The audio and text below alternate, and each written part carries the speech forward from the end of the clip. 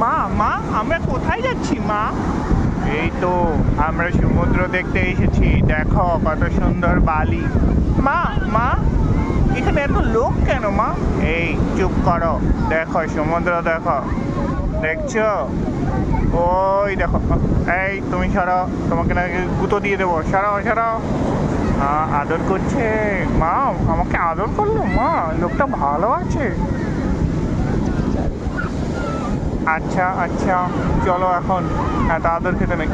কি বলি, মা আমাকে বকা দিয়েছে, দাদা তোকে আমি গুঁতো দিয়ে ছাড়বো। এই চলে আসো চলে আসো, চলে গেলাম চলে গেলাম, আর সময় নেই, চলো।